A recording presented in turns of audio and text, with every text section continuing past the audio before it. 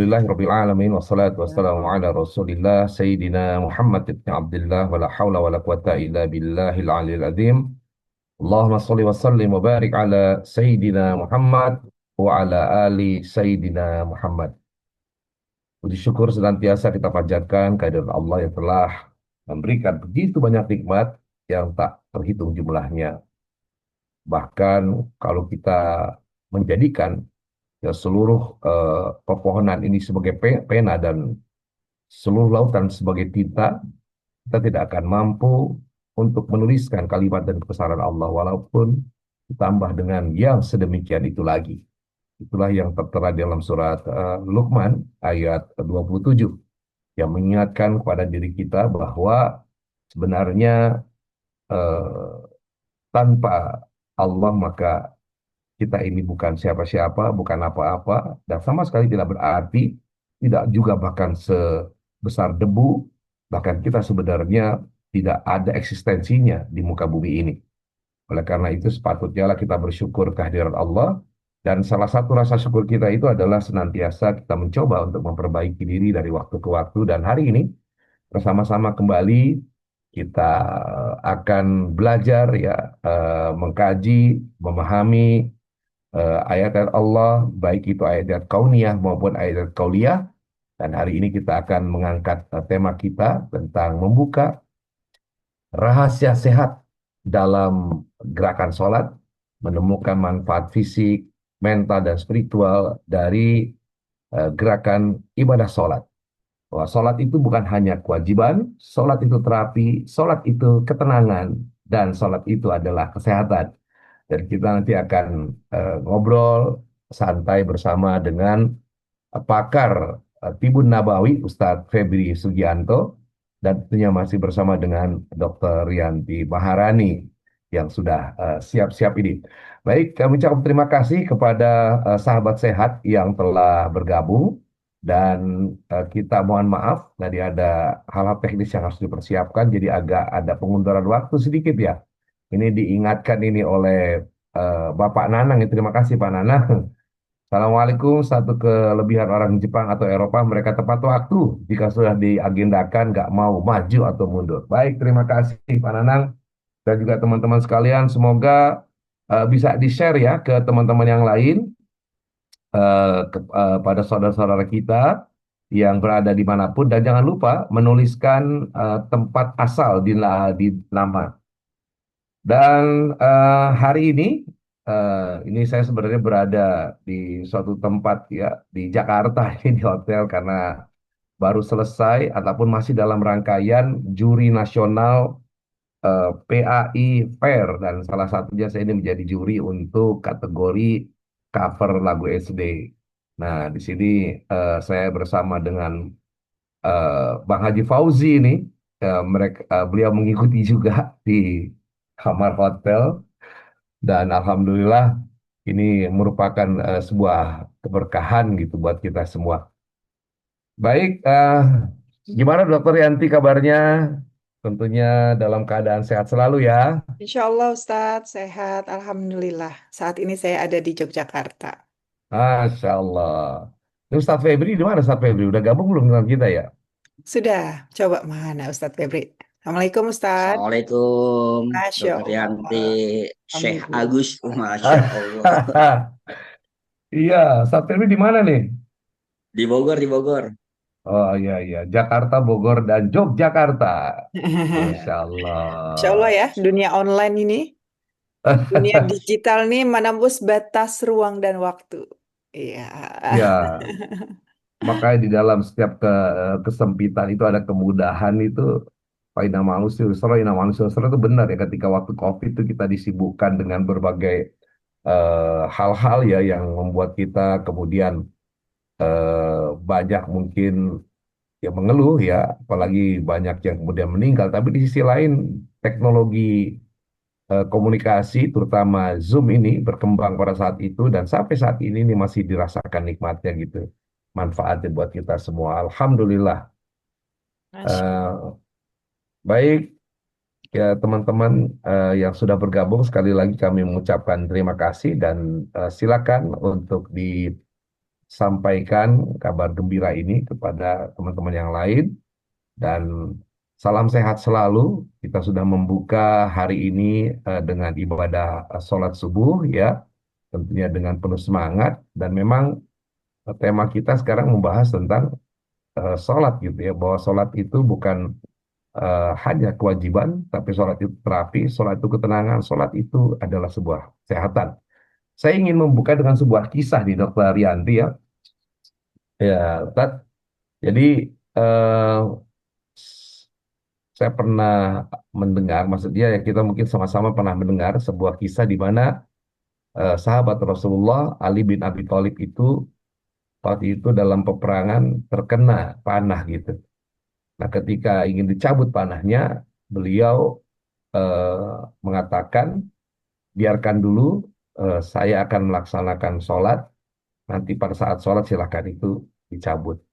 Nah, begitu mulai melaksanakan sholat, kemudian sahabat yang lain mencabut panah tersebut, dan sama sekali itu tidak terasa oleh beliau, Masya Allah. Jadi, begitu husu, begitu konsentrasinya, fokusnya, gitu, sehingga panah yang menancap di badan itu ketika dicabut tidak terasa gitu, katanya sudah selesai.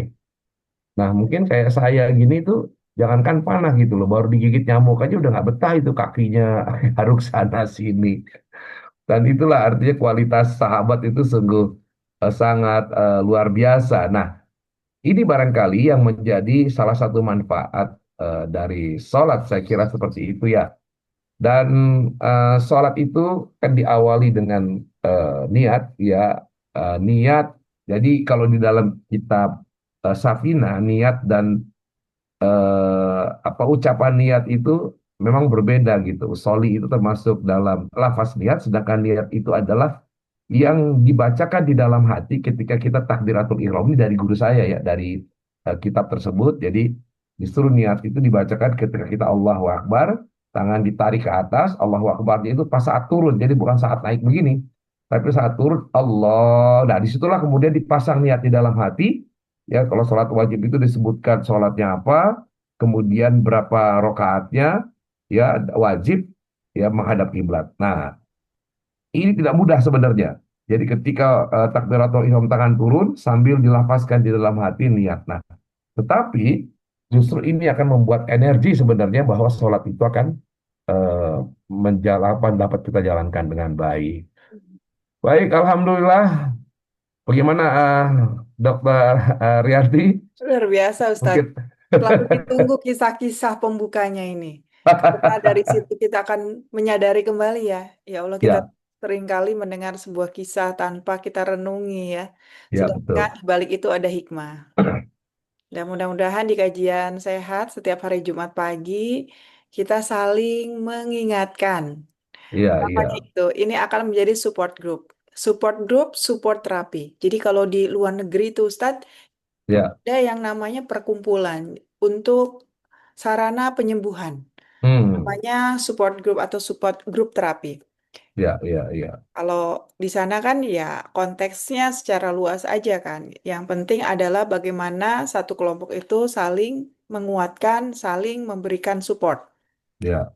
Kita sebetulnya dengan adanya webinar rutin setiap Jumat pagi, ini juga menjadi sebuah upaya penyembuhan, Ustaz. Gitu, Iya, betul mudah-mudahan itu. ya ke depannya. Apalagi Ya, syarat dengan materi yang penuh hikmah. insya Seperti Allah. Oke, Jadi, saya tidak sabar sebetulnya menunggu bagaimana nih ya, rahasia gerakan sholat karena berhubungan juga dengan pelajaran saya di anatomi, Ustadz. ya, Bagaimana ya, ya. kita memiliki tulang, kerangka, otot, ya, dan Hmm, semuanya itu digunakan ketika sholat. Masya Allah. Ini kita tadi teman-teman udah siap belum ya? Kalau sudah siap, tolong dituliskan gitu. Siap, ya. Kita sudah akan menerima materi ini dari Ustadz Febri. Silakan, mana respon siapnya? Kita Insya juga sambil Allah. mengingatkan kembali, Ustadz, bahwa Ya, kajian sehat hadir lebih awal di jam 5. iya betul. Pakai tadi itu Pak Nanang menyampaikan ini mana kok belum mulai katanya. Iya, sebetulnya tetap jam 5 dimulainya dan ada pembuka di sana, ada pengumuman dulu ya, ada Ya war-war. betul. Jadi tetap dimulai di, Tidak kita dimulai. berbicara, tapi dengan Ya, teks ya, dengan lagu-lagu iya, itu sebenarnya sudah dimulainya dimulai juga memang opening. sudah dimulai dari jam 5, tapi kita Ya, memberikan waktu teman-teman untuk siap-siap, menyiapkan kopi, menyiapkan diri, ya kan? oh iya betul. Ini Dan ada juga kopinya. membaca informasi yang ada di depan layar. Karena seringkali kita terlewat ya memberikan woro-woronya, memberikan informasinya. Benar, benar, benar, benar. Masya Allah. Baik, tadi sedikit dokter terkait dengan support group ya. Memang di dalam pendekatan eh, apa ilmu psikologi sosial gitu kan, ada Mhm. yang namanya eh, apa tiga pendekatan ya, casework, group work, dan COCD, community development. Nah, yang tadi dokter Yanti sampaikan itu adalah yang kedua gitu. Group work yang mana di sana itu ada sekumpulan orang, ya mereka saling menguatkan, mereka saling sharing, dan bahkan kayak kayak kita misalkan ada pengalaman nanti nih punya pernah mengalami sakit kemudian tersembuhkan. Nah, di situ sharing, di situ akan memperkuat, memberikan insight. Oh, ternyata begini loh cara mengatasinya. Oh, ternyata bukan cuma mengatasi dari sisi medical, ada hal lain ya yang bisa kita dapatkan. Nah, kita berharap bahwa kita ini saling menguatkan, ya perkumpulan saling menguatkan. Ya, ketika orang saling menguatkan, maka dia akan menjadi kuat. Saya ingat guru saya pernah bilang, Pak almarhum Bapak Hotman Zainul Arifin, beliau bilang begini, ada satu orang takut, berkumpul dengan satu orang takut, maka akan muncul menjadi dua orang berani. Masya Allah. Gitu. Iya, iya, iya juga ya. Iya, Nggak bukan dua. dorong-dorongan gitu. Yang Iya, takut, kamu jadi aja lah, kamu aja. satu orang takut kemudian bertemu dengan satu orang takut, maka Iya. akan menjadi dua orang berani. Nah, itu satu. Kedua, sesuatu yang dilakukan dengan berjamaah. Sekarang gini, dalam pengetahuan kan satu ditambah satu, kata orang biasa itu dua. Ya, Ada yang mengatakan satu ditambah satu sama dengan 11. Dalam Islam luar biasa. Satu tambah satu sama dengan 27. kok bisa? Ibadah sholat. Oh, Berjamaah itu kan nilainya 27 derajat. Jadi satu tambah satu sama dengan 27, bukan satu tambah satu sama dengan dua atau mengingatkan 11 gitu. kembali pahala sholat berjamaah. Ya, Baik gitu ya. Ya oke. mudah-mudahan ini memberikan semangat buat kita. Ya, Ya, jadi memang kita mengajak teman-teman untuk tidak hanya sekali ikut, tetapi sudah agenda rutin setiap Jumat pagi, di set aja alarmnya Jumat jam 5.00 kajian sehat. Insya Oke. Allah. Ini Kayaknya tidak kelihatannya sudah berlama pada lagi siap tuh. Ustadz. Saya Ya, sudah tidak sabar dengan Ustadz Febri bagaimana menjelaskan gerakan sholat, ya kan? Untuk silakan, silakan. Ustadz Febri, kita akan mulai. Kita berikan kesempatan kepada Ustadz Febri untuk menyampaikan Masya Allah. materi pada pagi hari ini. Mangga. Ya, baik, baik, baik. Baik, terima kasih Ustaz Agus, Dr. Yanti. Baik, Bismillah. Assalamualaikum warahmatullahi wabarakatuh. Alhamdulillahi Rabbil Alamin. Asbahna ala fitratil Islam bi kalimati ikhlas. Wa ala dini nabiyyana Muhammad sallallahu alaihi wasallam. Wa ala millati abina Ibrahim hanifa ma kana minal musyrikin. Faqala fil Qur'anil Karim. أعوذ بالله السميع العليم من الشيطان الرجيم يا أيها الذين آمنوا استعينوا بالصبر والصلاة إن الله مع الصابرين. Ya Alhamdulillah, segala puja dan puji hanya bagi Allah. Ya, di waktu subuh, ya menjelang suruk atau menjelang duha, Allah berikan kenikmatan sehat pada diri kita, dan Allah kumpulkan kita dengan orang-orang yang soleh. Dan semoga kita luruskan niat-niat kita, karena ada satu kisah yang menarik ketika Rasulullah bersama dengan melihat ada dua orang sahabat. Lalu dua orang sahabat itu ditegur oleh Rasulullah, wahai sahabatku, apa yang kalian bicarakan? Maka sahabat itu mengatakan, yang kami bicarakan tentang iman ya Rasulullah. Maka Rasulullah mengatakan, wahai sahabatku, ketahuilah bahwa sesungguhnya kalian berada di taman-taman surganya Allah. Dan kita berharap juga kepada Allah, semoga ketika pagi ini Allah berikan kemudahan kita untuk mempelajari tentang keimanan. Ya, bagaimana keimanan itu bisa muncul. Nah, salah satunya itu adalah dari sholat itu sendiri. Nah, semoga kita bagian dari yang disebutkan oleh Rasulullah untuk bisa menikmati taman surganya Allah. Insya Allah, amin. Dan kita juga berdoa kepada Allah, semoga kita nanti dikumpulkan lagi bersama-sama untuk bisa melihat indahnya wajah Allah dan indahnya senyum Rasulullah yang selama ini kita hanya tahu, ya hanya bisa menyebut namanya, ya, tapi kita belum pernah melihat keindahan senyum dari Rasulullah itu sendiri. Tapi para jamaah sekalian ini, Masya Allah, kalau kita bicara sholat, ini panjang. Tapi di sini saya tidak akan mengupas dalam hukum syariah, karena sudah banyak para masyayikh kita, para guru-guru kita, ya berbicara tentang fikih sholat, ya tentang hukum-hukum syariah dalam sholat. Nah, kita di sini bicara tentang sholat itu sendiri dalam gerakan-gerakan itu berefek kepada kesehatan kita sendiri. Nah, ada kisah menarik. Ya, kisah menarik di mana ada seorang kaya yang luar biasa di Yaman. Beliau itu sakit. Beliau itu sakit dan tidak bisa apa-apa. Nah, tapi karena dia orang kaya, dia pengen sekali. Ya, dalam keadaan dia berbaring, dia pengen membuktikan keajaiban dari doa. Ya, karena setiap sholat dia berdoa, ya pengen ya bisa jalan, bisa menggerakkan badan lagi. Karena dia sakitnya itu unik. Ya, sakitnya itu tidak bisa menggerakkan badan semuanya, dia berbaring hanya bisa menggerakkan kepala. Nah, karena dia orang berada, dia minta seluruh ajudannya itu, saya pengen umroh. Ya, saya pengen umroh ya dengan menggunakan kasur. Ya, gimana caranya supaya saya pengen umroh, saya pengen berdoa, saya pengen beribadah langsung di depan Ka'bah. Nah, karena kekuatan doa tersebut, akhirnya Allah kabulkan doanya. Akhirnya ajudannya itu menghadap ya beberapa askar di Saudi dan Allah izinkan. Nah, di sini kita lihat keajaiban apa yang Allah berikan karena awalnya itu karena kekuatan dari doa dan gerakan-gerakan sholat itu sendiri. Karena keinginan dia bagaimana dia bisa sholat sempurna sebagaimana orang sehat. Dan itu sudah bertahun-tahun dia berbaring. Nah, singkat cerita sampai di Ka'bah, ya dia berbaring tetap, lalu dia angkat kedua tangannya karena sulit, tapi dia memberikan isyarat.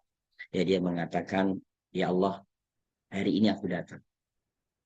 Hari ini aku datang dan menagih semua janjimu. Ya, menagih semua janjimu yang kata engkau ketika berdoa tidak akan pernah tidak diijabah. Ketika mengetuk pintu rumah, katanya tidak akan mungkin kami ditolak. Maka hari ini aku datang dan mengetuk pintu rumahmu dan menagih janjimu. Ya, aku pengen ya dengan keadaan yang seperti ini, sholat sebagaimana kesempurnaan sholat itu sendiri. Gerakannya sempurna, semuanya sempurna. Dia berdoa terus. Dan kisah ini masyhur di para ulama di Saudi. Jadi dia berdoa terus sambil dia berbaring dan tiba-tiba Allah izinkan dia itu tertidur. Dia itu tertidur dan dalam keadaan tertidur dia mimpi dan seolah-olah ada yang berkata, gerakkan kakimu, gerakkan tanganmu. Sudah saatnya kaki ini melangkah dan sudah saatnya seluruh badan ini bergerak. Nah, tiba-tiba dia bangun dari tidur dan Masya Allah, Allah izinkan semuanya bisa mendapatkan keajaiban dan dia bisa melakukan salat sebagaimana orang yang sehat seperti biasa. Nah, artinya Allah. dalam kisah tersebut bahwa mendapatkan satu hidayah yang sangat luar biasa dengan kita bisa melakukan gerakan salat yang sempurna. Ini merupakan perjuangan yang luar biasa dan pahalanya juga tidak sedikit. Maka disitulah bukti bahwa sholat itu adalah ibadah yang sangat luar biasa. Maka sering sekali ketika sholat kita diganggu oleh setan. Ya. Nah, ini salah satu bukti. Nggak ada satu ya kegiatan ketika kita melakukan kegiatan itu ingat sesuatu yang sudah lama hilang, Hmm. kecuali sholat. Ya. Itu menandakan bahwa memang ibadah ini adalah ibadah yang sangat luar biasa. Maka setan tidak akan pernah Allah. membiarkan kita. Ya, sesuatu yang hilang tiba-tiba apa? Ketika dia takbir ingat tuh, oh ada di sana, segala macam. Itu kerjaan setan. Sama dengan ketika kita meyakini bahwa Al-Quran itu adalah kitab suci. Nah, disitulah setan juga berperan. Ketika kita baca Al-Quran, maka setan tidak akan tinggal diam. Apa yang terjadi? Ngantuk, gatel, ya pokoknya nggak nyaman, segala macam itu menandakan bahwa Al-Quran itu adalah kitab suci. Nah, begitu juga dengan gerakan sholat, ini menandakan bahwa gerakan sholat ini merupakan ibadah yang sangat luar biasa, maka setan pasti akan masuk di dalamnya. Nah, jadi ada anekdot tuh di para ulama tuh sederhana. Kalau kalian mencari sesuatu yang hilang, maka sholat aja.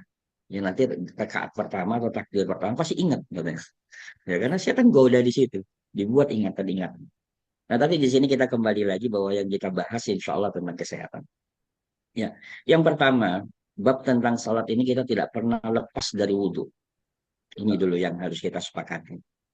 Ya, kenapa tentang wudhu? Wudhu ini dalam teori kalau kita bicara tidak hanya dia menyucikan, tidak dia hanya membersihkan, tapi adalah bagian dari stretching ketika menghadapi gerakan-gerakan yang luar biasa. Ya terlepas wudhunya itu para ulama mengatakan hanya diusap begitu aja sah, ya digosok aja sah, ya tapi paling tidak ada satu gerakan untuk menghadapi satu ibadah yang besar dengan menyentuh setiap persendian. Ini unik. Makanya bab tentang salat itu adalah bab tentang menginfakkan persendian kita kepada Allah. Hmm. Ya, maka dalil tentang waktu duha itu adalah menginfakkan semua persendian kepada Allah. Nah, kebayang kalau misalnya hukum syariah itu terjadi ketika kita melakukan salat tidak melakukan wudhu terlebih dahulu. Ya, nanti Dr. Rianti bisa menjelaskan tentang kenapa harus cuci tangan. Bagaimana kebiasaan orang Jepang yang pernah kemarin kita sampaikan untuk menjadi satu tradisi untuk cuci tangan membersihkan sela-sela jari ini itu butuh waktu 30 tahun. Ya, untuk membersihkan sela-sela jari.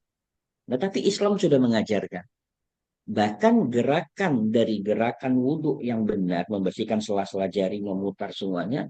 Nah ini WHO langsung mengatakan bahwa cuci tangan yang benar itu seperti itu. Ini diambil dari kaidah-kaidah bagaimana berwudhu yang benar.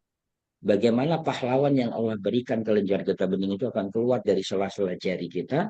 Nah itu akan dibersihkan, dia akan digosok, dan dia akan digerak. Nah ini sangat luar biasa. Nah yang kedua, ya tentang membasuh air ke mulut dan sebagian misalnya memasukkan ke hidung. Nah ini juga menjadi kaidah. Ya kalau kajian kemarin kita mengatakan bahwa kesehatan itu salah satunya adalah dari Al-Quran itu berbicara tentang huruf-huruf Al-Quran. Huruf-huruf Al-Quran itu 18 huruf memang lewat mulut. Maka kajian tentang mulut, pasangannya lambung, ini kajian yang sangat luar biasa.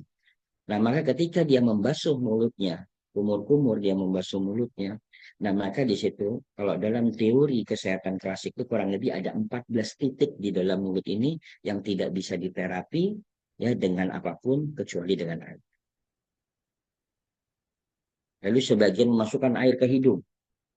Maka dalam satu hadis dikatakan ketika kalian tidur, sesungguhnya setan berada dalam dua lubang hidung kalian. Maka masukkanlah air dan keluarkan. Maka setan itu akan keluar. Nah, kenapa? Ini dalam teori pengobatan klasik itu dikatakan 18 huruf yang ada di dalam lubang hidung kita, dia akan dibersihkan ketika dengan berwudhu. Nah, maka ketika kita masukkan seperti kesetrum. Maka di situ para ulama mengatakan kalau kalian pengen menjaga daya hafal kalian, mengingat kalian, maka berwudhulah dan masukkanlah air ke hidung. Nah ini unik.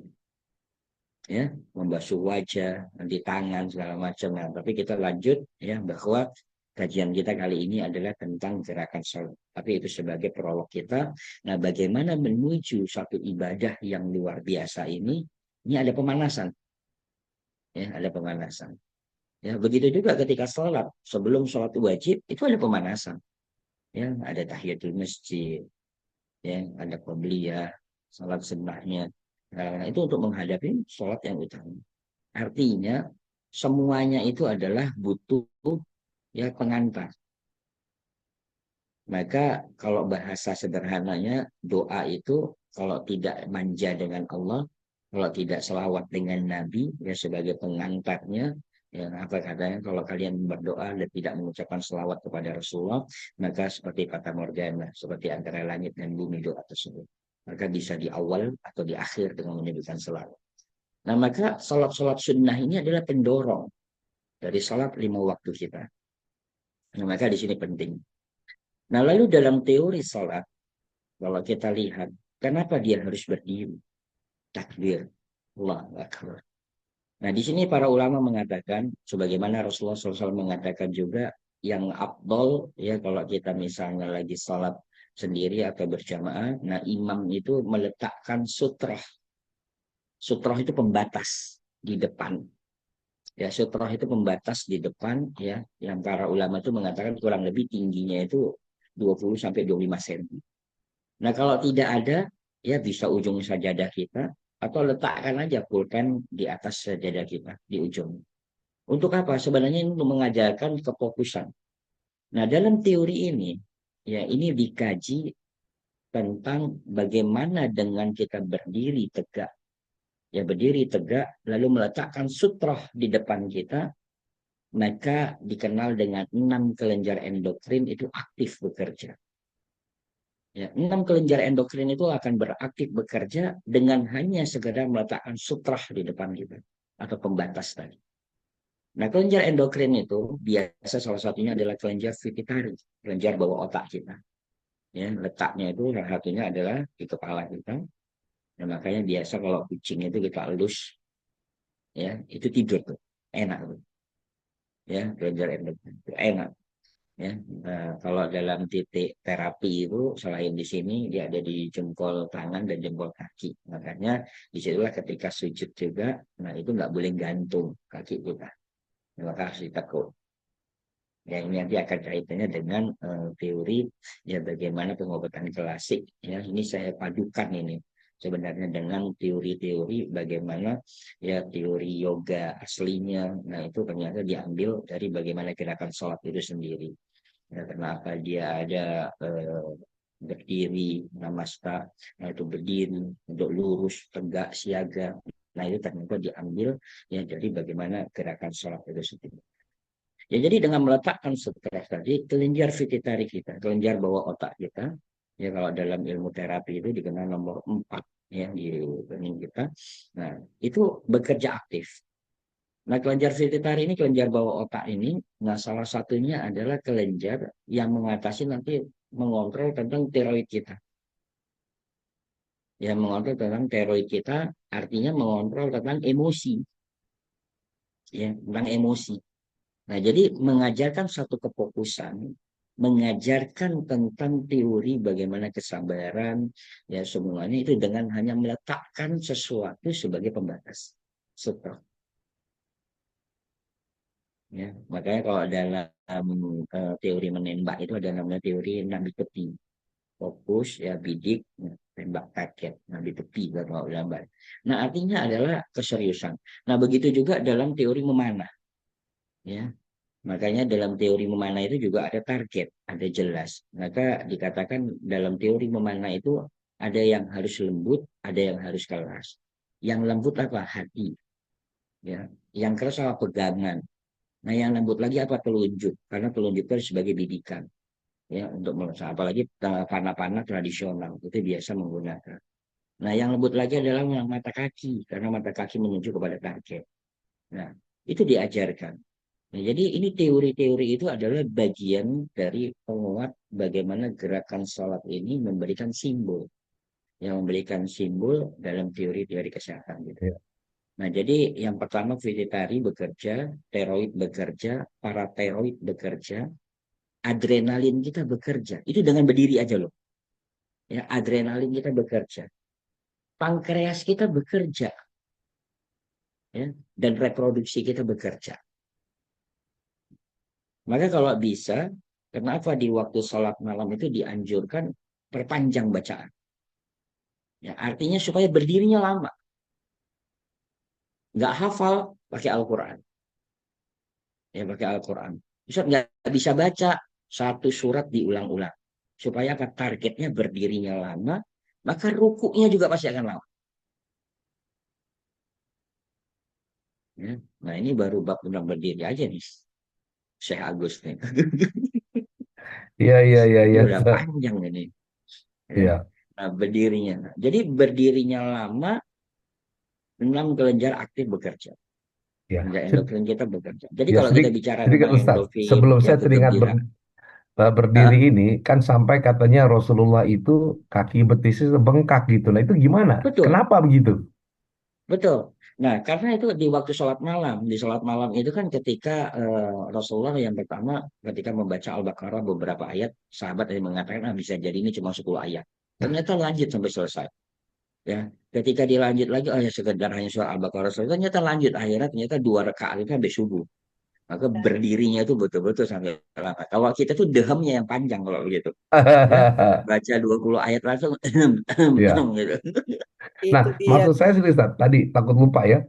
Nah, Diilustrasikan sebagai bengkak itu, apakah itu menjadi sebuah dalam tanda petik sesuatu yang menyakitkan atau efek daripada lama berdiri dan itu efek negatifnya atau gimana sebenarnya?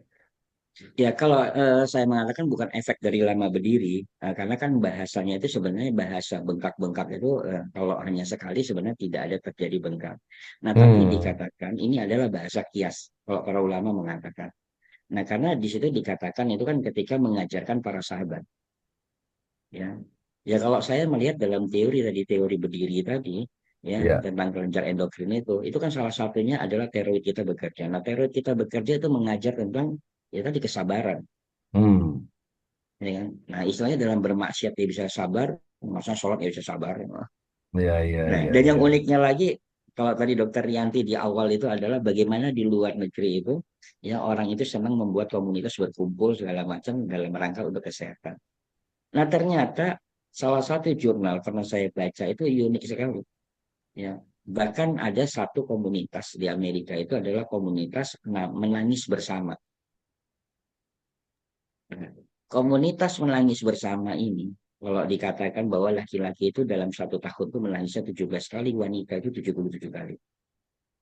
Nah, tapi yang kita ambil di sini, ya bagaimana sholat itu diperintahkan kalau kalian bisa beribadah, ya ketika baca Al-Quran, maka menangis. Yang kita tidak bisa paksakan diri kalian menangis karena kekerasan hati Ya. kalian. Ya.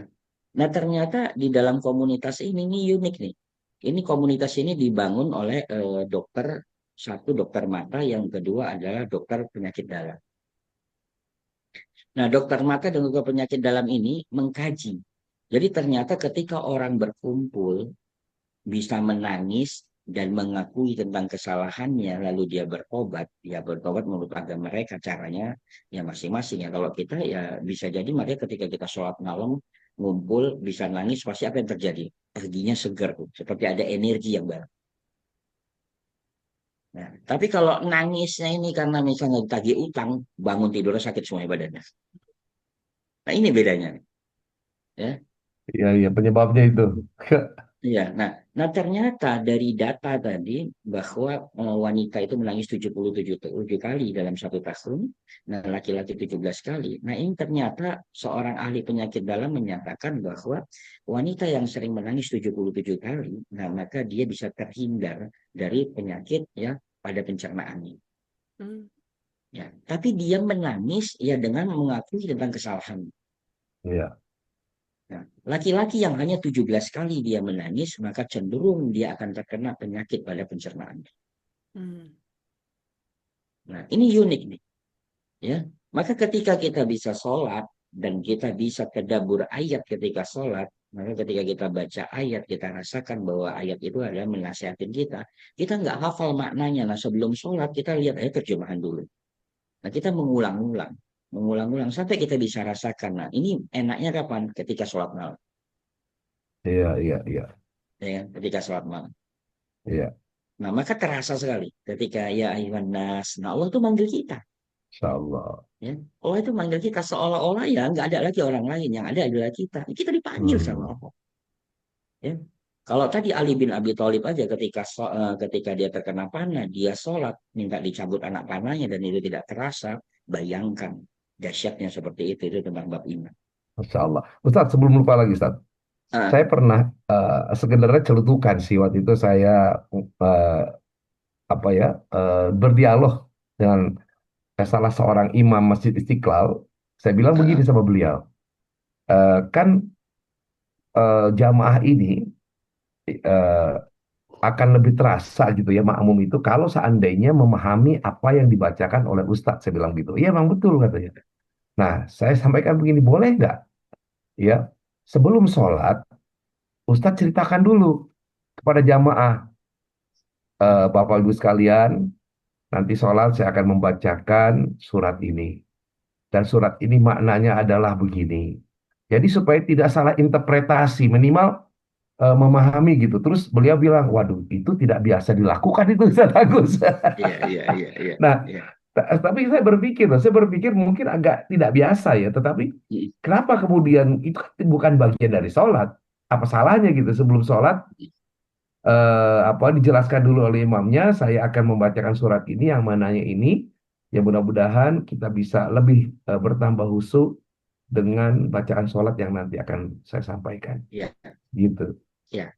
Baik. Itu sahih sebenarnya itu sangat baik ya. Cuman kan yang jadi masalah ya terkadang kan orang saya mau buru-buru Oh, ya saya ini segala macam. Jadi kadang standar kusuknya kita itu beda. Ya standar kusuknya yang penting ya udahlah baca yang pendek-pendek aja udah selesai gitu kan. Yang penting sholat, nah tenang gitu kan. Tapi ketika panjang ya dia nggak bisa nikmatin karena pas satu memang tidak mengenal makna ya, ya iya, tidak iya, tahu iya. artinya. Kadang orang kenapa kok bisa nangis ya? Saya juga nggak ngerti tapi bisa nangis. Nah karena intonasi segala macam dan Al-Quran itu memang menyentuh siapapun. Nah tapi kalau misalnya seorang imam sebelum sholat dia bisa mengatakan seperti itu, wah itu luar biasa. Ya luar biasa. Ya terutama di masjid-masjid besar. Karena kan Iya, dari setiap jamaah berapa persen sih yang paham iya betul. terhadap makna ya dari Al-Quran itu sendiri, dari ayat-ayat tersebut. Nah, jadi seharusnya memang diantarkan seperti itu, nah, terutama sholat-sholat ya, maghrib, isya, subuh. Iya, Nah, terutama misalnya ya udahlah di waktu subuh aja di waktu hari Jumat supaya sekalian kita tadabbur ayat. Nah, Imam sampaikan nanti misalnya di rakaat ini ya ada ayat tentang ayat sajadah, tapi sebelum itu ada ayat tentang surga atau tentang neraka. Ya, nah jadi ya orang udah ada siap-siap, ya kan? Jadi ada ketenangan. Ya, baik kita Masya lanjut Allah. nih. Silakan, silakan. Ustaz. Ya, nah tadi baru berdiri. Ya, nah terus ruku. Nah, teori ruku. Nah, ruku ini, wah ini Masya Allah. Ya, masalah tangan menyentuh di lutut kita, itu terjadi ikhtilaf di antara para ulama.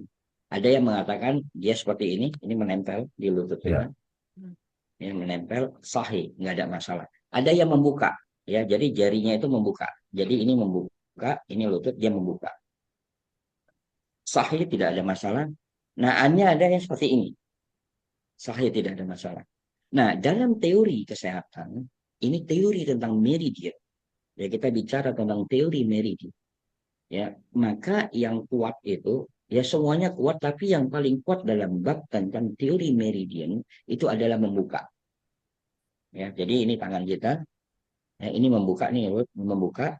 Nah, karena ujung dari telunjuk ini itu menyerang jalur meridian ke pencernaan kita yang dikenal dengan titik meridian itu ST36 itu adalah titik lambung ke-36.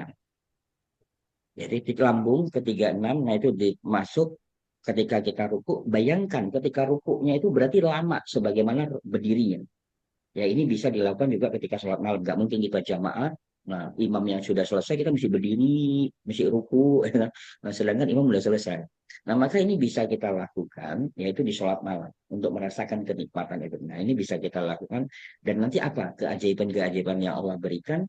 Ya kita tes aja dalam satu pekan kita coba lakukan. Itu biasa nanti keringat keluar bagus, itu sekap rongga dada kita terbuka, nafas kita lega. Nah, ini bisa kita lakukan. Ya, jadi rukuknya juga pasti lama sebagaimana berdiri. Maka Nabi mengatakan, ya rukuknya aku sama dengan berdirinya aku. Sujudnya aku sama dengan berdirinya aku.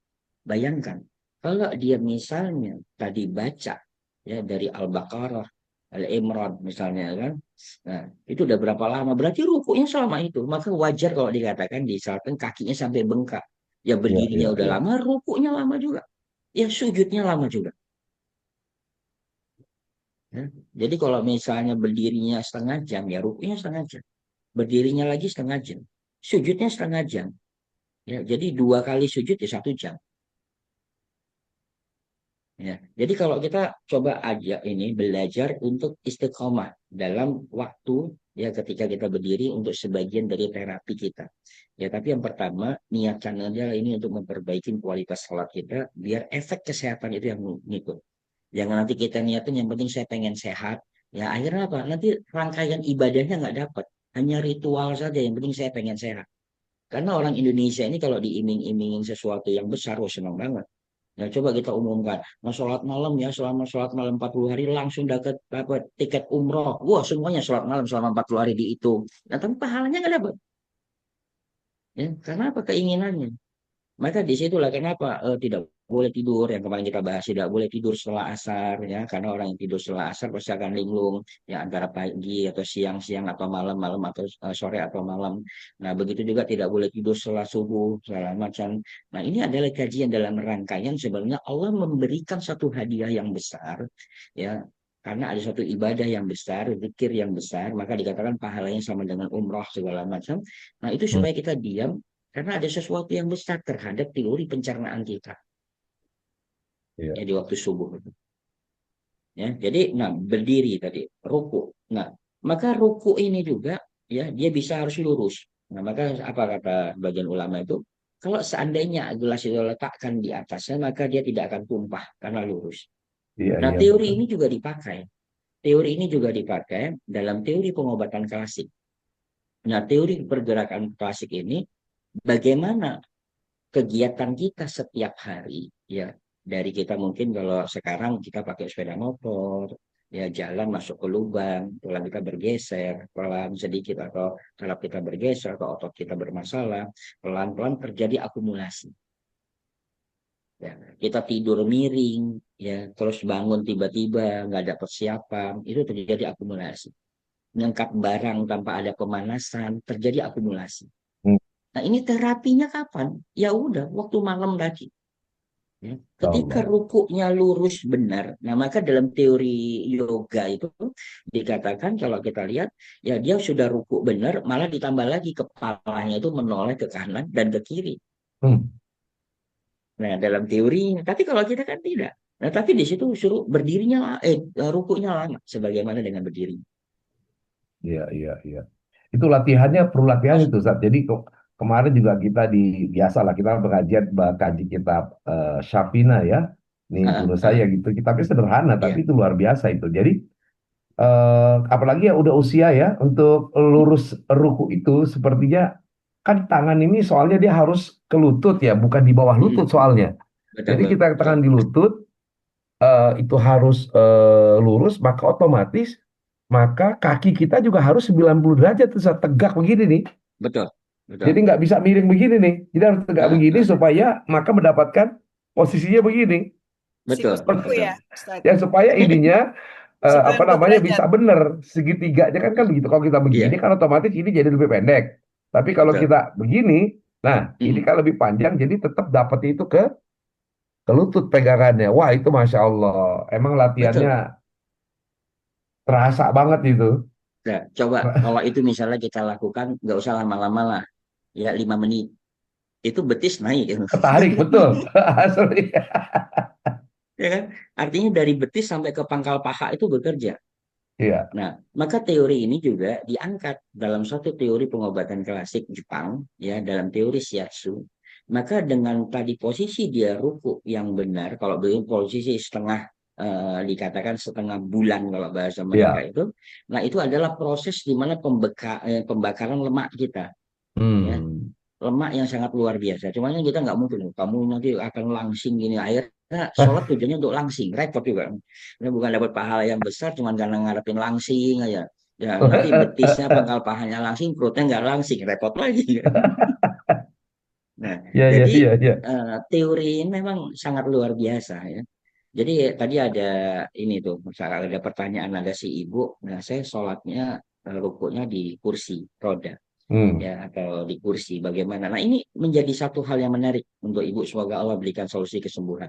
Masya Allah. Nah, Amin, pada amin, Allah, saat amin. Ibu duduk ya pada saat Ibu duduk lalu tangan Ibu nggak usah mesti harus ruku sebagaimana orang ini nggak jangan dipaksakan. Tapi ini menjadi terapi rutin. Jadi pada saat Ibu ruku ya, ini tangan Ibu, ini kan memegang tumit. Bukan tumit, ya tumit ya betul. Tumit kita, ini misalnya tumit kaki, nah dipegang seperti ini. Nah, ini misalnya tumit kaki. Nah, tumit kaki itu kita menjadi bagian, 4 bagian dalam terapi kesehatan klasik. Yang pertama depannya, ini ada titik, sampingnya, ini ada titik, ya belakangnya ini ada titik, sampingnya lagi. Nah, jadi pada saat ibu sering nanti, ketika duduk, nah itu pegang, seperti mencengkeram begini, itu ditekan seperti ini. Nah, ini bisa merangsang untuk melancarkan sumbatan-sumbatan yang tadinya ketika ibu ruku itu kaku berdiri atau dari ruku berdiri atau kebalikannya dari sujud mau berdiri sakit. Nah, ini dengan sering dipukul seperti ini atau sering kita sentuh seperti ini, nah ini bisa melenturkan ya. Jadi nanti habis sholat ya kalau saran saya ibu bisa melakukan. Nah, ini sebenarnya teori shiatsu. Hmm. Tatsu. Dalam teori shiatsu adalah teori pembukaan jalur meridian, maka bahasa mereka itu adalah biarkan jari-jari tangan kalian menari untuk mencari sumber penyakit. Ya, jadi tadi setelah ini kita buka simpulnya. Nah, di bawah lutut kita, nah ini di bawah lutut kita.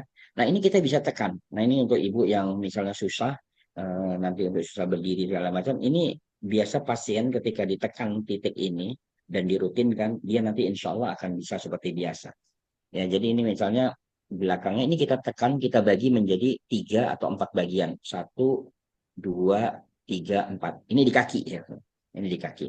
Ya kita bagi. Atau misalnya pusing, udah 4 jari kita tangan ini bisa menekan seperti ini.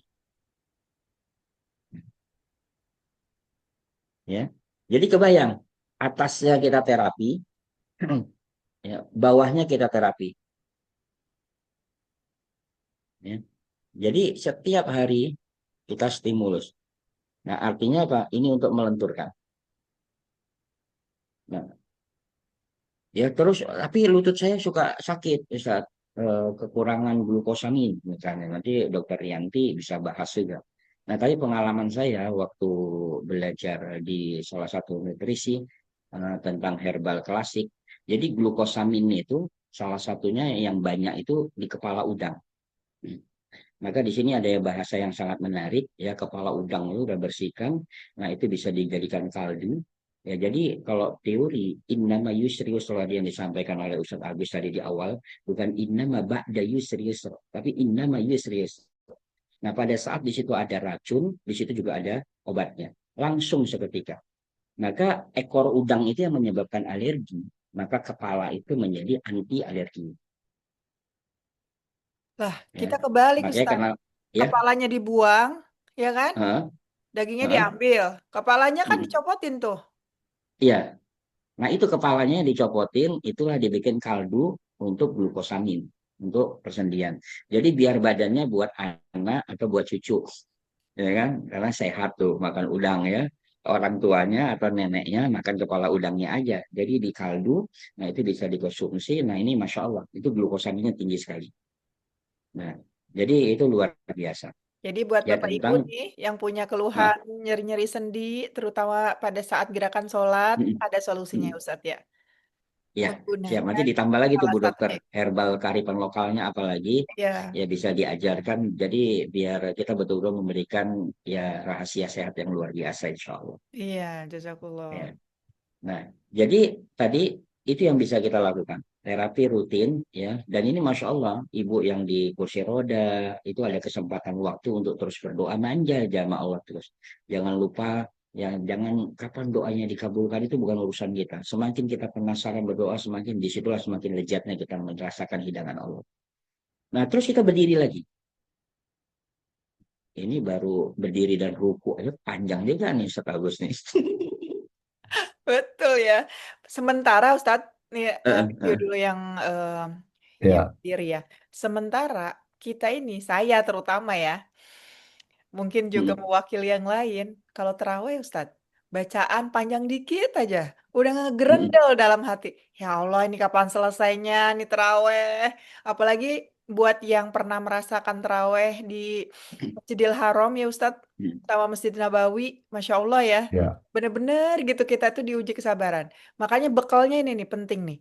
Kajian sehat kali ini penting sehingga apa? Ketika ada motivasi di dalam diri kita, kita tahu manfaatnya, kita tahu khasiatnya, itu menanamkan mindset di dalam pikiran kita bahwa ketika kita melakukan itu, kita melakukannya dengan senang hati.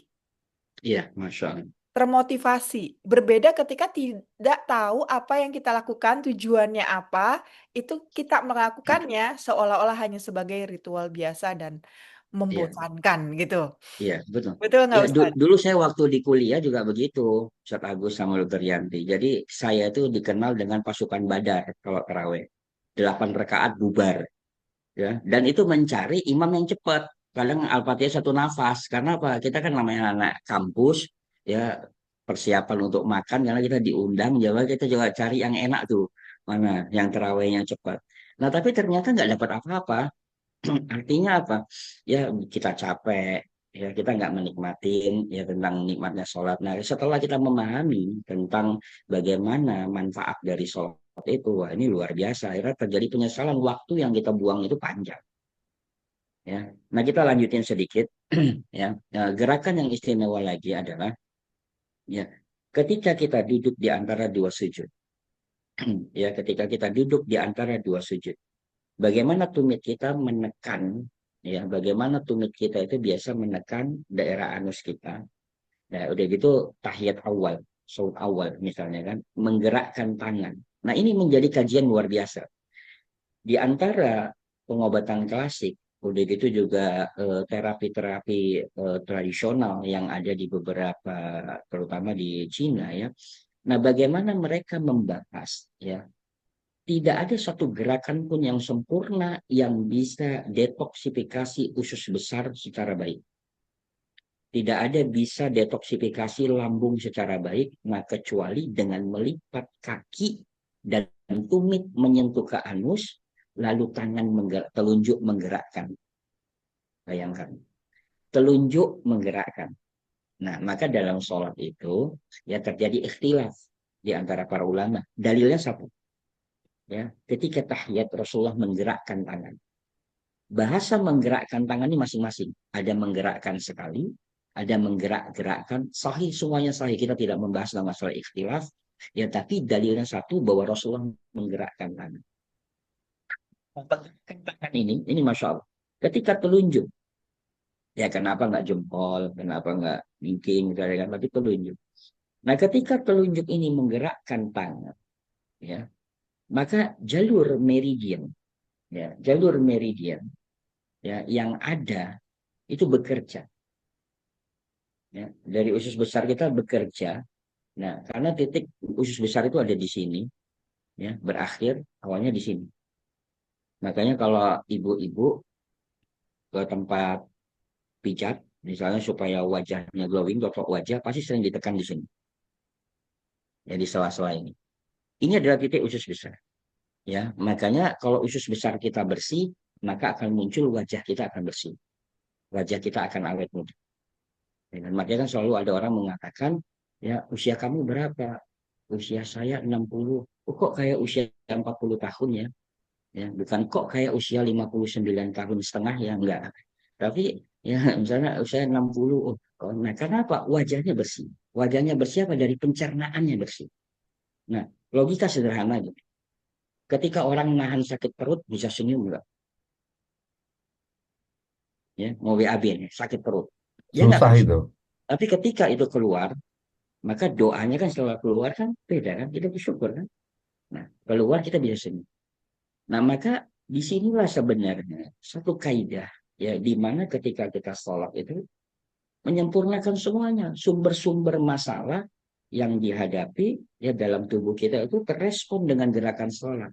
Bayangkan dengan melipat kaki dan menggerakkan telunjuk, ini adalah respon sangat kuat di mana meridian usus besar kita bekerja sempurna.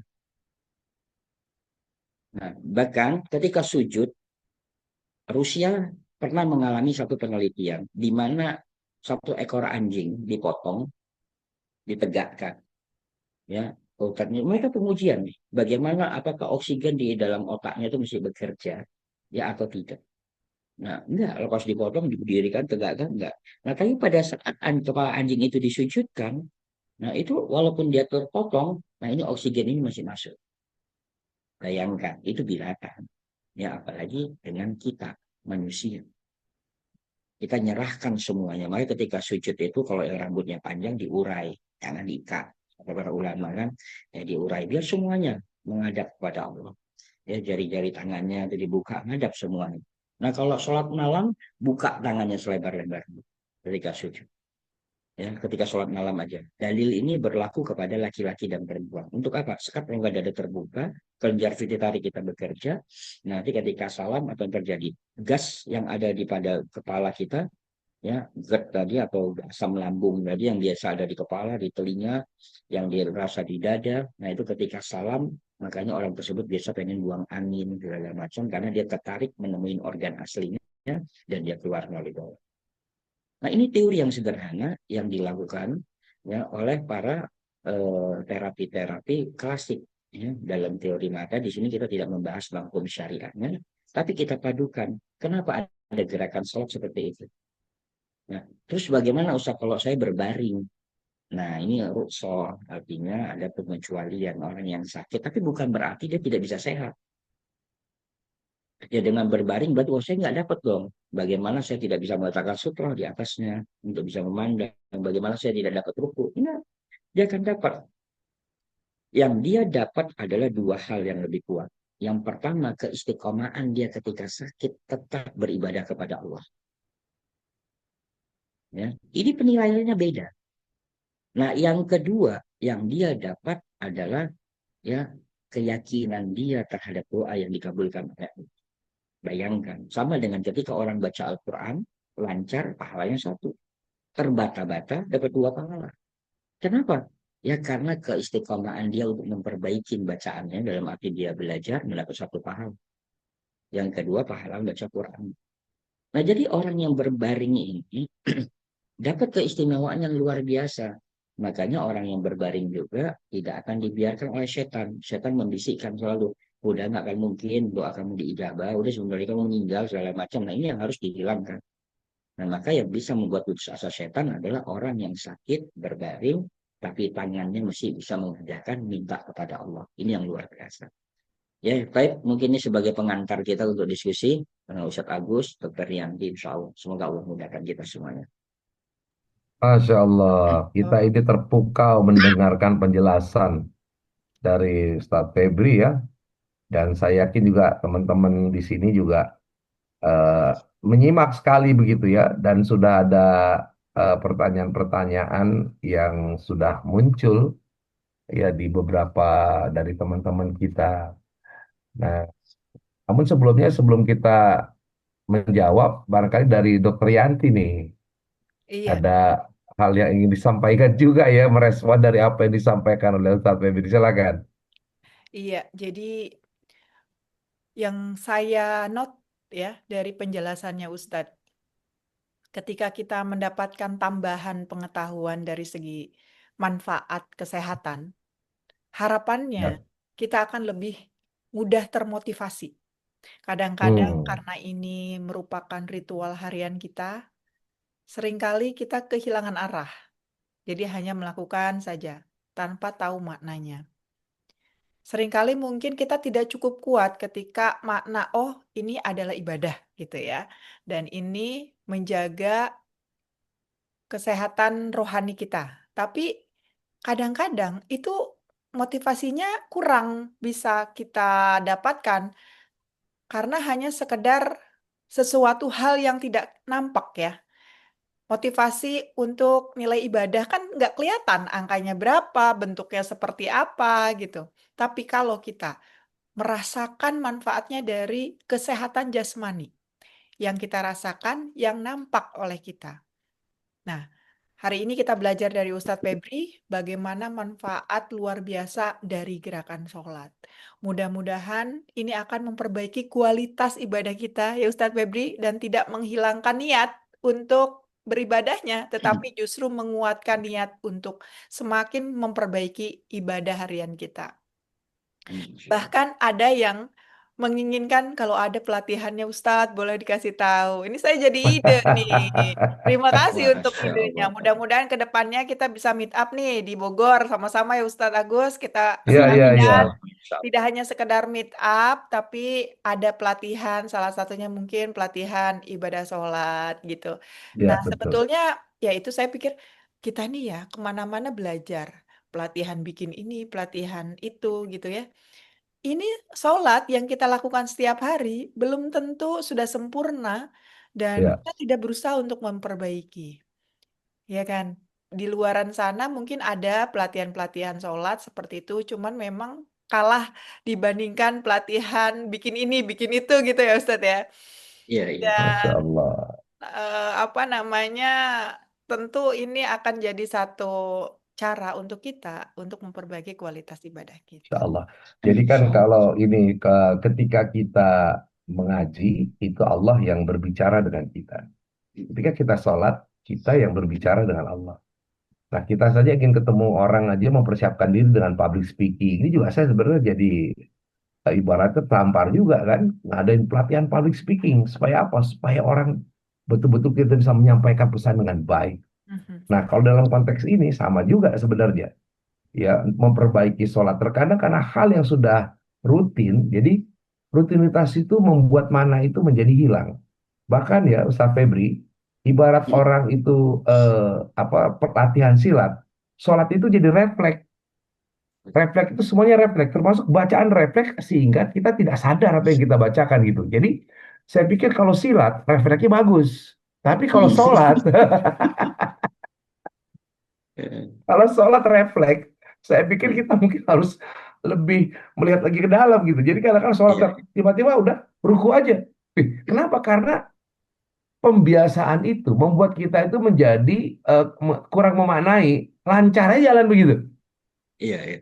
Ini Betul, barangkali betul. yang perlu dipahami. Nah, sebelumnya Ustadz, ini kelihatannya Iya, ada dari Kak Rahma ya. Mungkin Kak Rahma bisa ada yang mau sharing nih, Dokter Ustadz, bolehkah saya Masya mau Allah. sharing pengalaman sembuh penyakit lewat gerakan sholat? Kita kasih kesempatan Masya kali ya, Allah. Iya, biar teman-teman yang lain juga eh, bisa mendengarkan. Silakan, Kak Rahma mungkin bisa dibuka ya kalau mau kalau siap untuk videonya eh, bisa open cam juga silakan.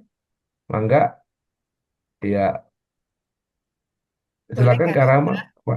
Kak Rahma masih bersama Ya, kita ya. Assalamualaikum. Iya, Dokter, Waalaikumsalam. Assalamualaikum. Salam warahmatullahi Waalaikumsalam Afwan, saya warahmatullahi wabarakatuh. PM aja ya sambil Iya, nggak apa-apa, mengejar. silakan. Silakan gimana pengalamannya itu ya? Gini, Ustadz, eh, dulu saya sebelum mengenal Dokter Yanti, belum mengenal herbal, pokoknya masih obat kimiawi. Itu saya punya penyakit sering pingsanan, terus kemudian Halo? Halo Kak Rama? ya maaf, ini sambil naik tangga jadi Oh, langsung menggeh-menggeh pasti. karena mengejar itu sambil nggak apa-apa.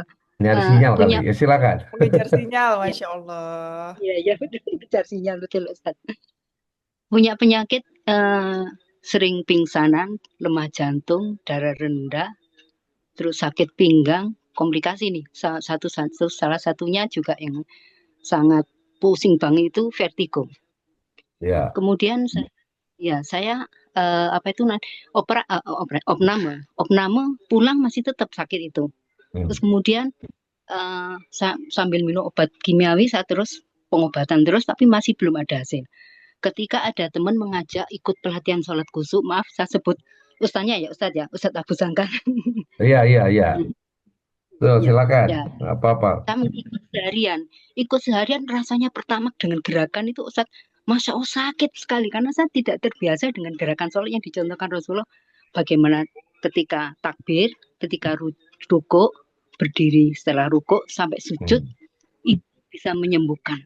Ternyata setelah saya melalui proses 1 minggu pelatihan dan saya praktekkan sehariannya dalam kehidupan saya, alhamdulillah berangsur-angsur penyakit saya itu sembuh. Entah di rokat keberapa, vertigo saya sembuh, kemudian pinggang saya yang semula saya tempeli koyok banyak tempelan koyok sudah sekarang udah nggak pakai itu lagi. Alhamdulillah. Nggak tahu sakitnya di perokat keberapa sama Allah diangkat dari situ. Baik, baik. Alhamdulillah. Terima kasih ya. Penyakit saya Rahma. penyakit saya sembuh terus alhamdulillah ketika ada teman ngaji saya halakoh, dia seorang redaktur majalah Nurani. Akhirnya dia menyampaikan ke wartawan, Mbak nanti ada yang ada teman saya wartawan telepon untuk mau ingin tahu apa itu Sharing ya. dia gitu ya, ingin menulis berita tentang gerakan sholat sehat lewat gerakan sholat. Jadi saya ditelepon untuk saya ceritakan, alhamdulillah diterbitkan di majalah Nurani. Jadi Masya sampai sekarang Allah. alhamdulillah gerakan itu masih saya pertahankan dan alhamdulillah bismillah sehat. Ya. Baik, terima kasih Kak Rahma. Kita ke Ustadz Febri nih sebelum kita menjawab Ya, lagi ada satu yang ingin bertanya. Itu, nah pengalaman itu gimana kemudian kita menyikapinya? Silakan, Ustaz. ya, baik. Bismillah. Yang pertama, kalau kita lihat, yang pertama dari sisi penyakitnya dulu, vertigo, Ya, sering pingsan. Nah, itu bisa jadi kan itu posisi yang ada di kepala itu 90% itu adalah dari pencernaan. Ya, kalau kita lihat pengobatan klasiknya, nanti Dokter Rianti dari medisnya bagaimana. Nah, dari jalur-jalur yang menuju dari pencernaan itu mengitarin kepala, telinga, ke belakang, lalu membelah dada dan sampai ke persendian, itu adalah jalur-jalur yang berbicara adalah lambungnya. Ya, makanya biasa vertigo, ya itu tanpa disadari karena lambungnya masalah, ya pencernaannya masalah itu tanpa disadari.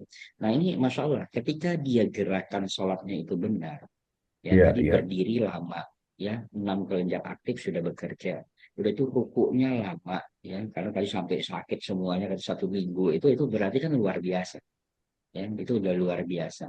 Nah, udah gitu ketika dia duduk di antara dua sujud tadi, makanya tadi saya katakan ada satu gerakan yang sangat luar biasa bisa menarik sumber penyakit untuk dikembalikan kepada organ aslinya. Hmm. Bayangkan, jadi ini ibaratnya nih liar ini, ya jadi liar ditarik nih kamu balik nih ya. Nah, organ asli kamu nih pencernaan ini misalnya atau di lambung ya atau di usus besarnya. Makanya jangan heran orang yang punya vertigo, orang yang punya asam lambung, ya ketika salam kalau sholatnya tadi betul-betul lama gerakan yang ketika sholat malam tadi pasti yang pertama tadi buang angin, yang kedua Hmm. pengen BAB, ya itu yang dilakukan. Nah, kenapa ditarik semuanya untuk kembali? Nah, bayangkan kalau keistiqomahan ini dia lakukan selama 1 minggu, ya pasti Allah berikan kesembuhan sudah jelas, nggak akan mungkin Allah biarkan. Ya, jadi memang ini Masya Allah ya dari gerakan sholat tadi. Nah, belum lagi ya ketika dia sudah mulai masuk bab tentang khusyuknya sholat, artinya baca mulai mentadaburi. Nah, tadaburi dengan cara mengulang, ya mengulang itu sampai dia bisa resapi. Ya sama, ketika kita bisa meresapi asam belimbing itu asam. Orang hanya bilang asam belimbing aja ketika dipencet mulutnya banyak dengan air liurnya. Bayangkan kalau Al-Quran itu sudah seperti itu. Ya ketika kita bicara tentang ini Allah berbicara kepada kita. Ya, atau ketika salat kita udah memuja Allah. Di depan kita itu adalah Allah. Nah, masa kita mesti mau bercanda? Kan nggak mungkin. Nah, disitulah ketika keyakinan itu dimunculkan, maka nggak ada lagi penyakit yang bisa masuk ke dalam tubuh kita. Karena disitulah kembali lagi, bahasa Al-Quran itu indah. Orang-orang mukhlisin tidak akan diganggu oleh syaitan. Artinya orang-orang yang ikhlas tidak akan diganggu oleh syaitan. Maka dia ikhlas dalam ibadah, ini insya Allah penyakit akan lari dari dia. Allah bisa. Masya Allah. Baik, Alhamdulillah. Ini ada pertanyaan, kita akan menjawab atau gimana, Dokter Yanti? Betul, Barangkali, betul. eh, Takut terlewat, Ustadz. Ini merupakan ya, pertanyaan yang penting. Ada saudara kita yang sedang sakit. Ibu Ugi ya, Ibu Ugi itu mengikuti di grup, kemudian juga follower saya. Beliau diberikan ujian oleh Allah berupa kanker usus, kalau saya tidak hmm, salah. Beliau selalu konsultasi ke saya. Dan pada kesempatan hari ini, Ustadz, beliau bertanya, di antaranya kalau misalkan kita wudhu, kemudian pada saat itu beliau menggunakan kolostomi ya.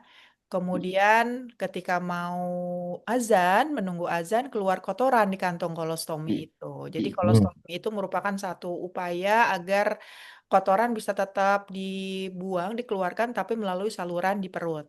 Karena ada Ya, masalah di ususnya.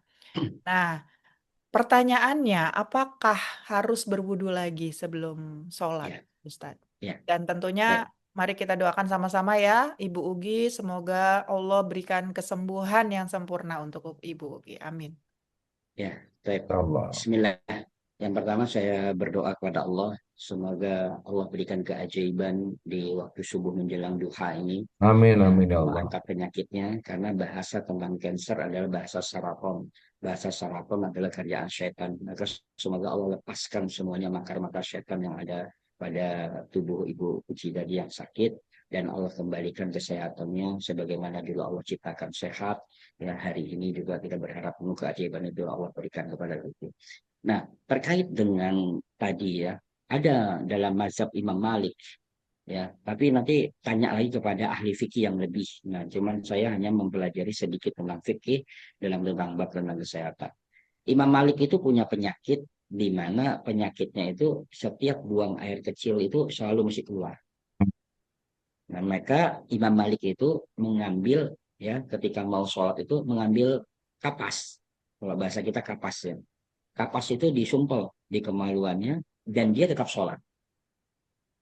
Dan dia tetap sholat. Tapi selesai sholat, kapas itu dibuang. Nah, artinya dalam mazhab ini itu dibenarkan. Nggak ada masalah, ini kan rukhsah. Ya kayak tadi kasus ibu tadi. Ya kan nggak mungkin ya keluar kotoran segala macam langsung dibilas kapan sholatnya. Nanti pas mau gerakan sholat keluar lagi segala macam ya nggak ada masalah. Iya, Ya Allah memahami itu semuanya insya Allah. Jadi tetap ibu beribadah, sholat segala macam, ya itu tidak mengurangi, ya tidak mengurangi kualitas dari ibadah ibu sendiri. Karena Allah pasti akan memberikan yang terbaik. Karena keistiqomahan ibu dalam sakit mesti tetap beribadah kepada Allah. Jadi tidak membatalkan. Ya, dari kita ambil kias dari Imam Malik itu sendiri. Imam Malik itu memang sakit ada beberapa, yang maka beliau itu tadi salah satunya beser terus. Maka dikeluarkan dalam fikihnya yang menempel. Ya, jadi untuk wanita juga seperti itu. Misalnya, gimana nih Ustaz kok tiba-tiba masuk, nah biar kapas ditempel. Yang nanti selesai sholat dibuang, udah nggak perlu wudhu lagi. Karena memang itu adalah penyakit. Jadi nggak ada masalah insya Allah. Ya, jadi itu mungkin Dokter Yanti yang bisa saya jawab. Tapi untuk lebih jelas lagi, nanti bisa diskusi dengan ustaz kita yang ahli fikih. Karena iya fikih betul ini betul. jawabannya harus panjang. Ya, Ya, jadi banyak kaidah-kaidah yang lainnya. Saya nggak berani menjawab lebih dalam karena bukan bidang saya. Jadi Apa kita saya dengan sepakat, Ustadz Agus? apa-apa. Enggak, saya sepakat betul untuk, Ustaz. iya Jadi betul. memang harus ada porsi-porsinya. Yang jelas apa Betul. yang kita ketahui kita sampaikan, tetapi untuk lebih jelasnya memang eh, kita perlu untuk konsultasi dengan ahlinya gitu. Hmm. Nah, ini justru Ya, luar biasa ya, artinya pemahaman yang seperti ini yang kita perlukan. Jadi kan kayak Ustadz Febri mengatakan, saya bukan ahli fikih. Ini bagus ya, pembelajaran buat kita semua, Taryanti. ya. Jangan sampai ini para ustadz ini merasa seperti Superman gitu, sebagai megaloman. Apapun seolah-olah harus dia bisa. Jadi ketika dia tidak bisa menjawab, seolah-olah derajat keustatannya menjadi berkurang, ya kurang valid gitu ya. Nah, Iya. ini yang harus disadari gitu dan jamaah sekalian juga perlu memahami bahwa ada spesifikasi masing-masing gitu yang Aku mau mikir gitu. nah ini Bu Anti nih yang harus Sudah yang dipahami gitu ya. Nah, ada hal-hal yang bisa kita sampaikan, ada hal-hal memang di luar batas itu. Contoh misalkan satu ini Ustaz, ini saya boleh jawab kali Iya. ya. Iya. Apakah sholat akan membentuk kepribadian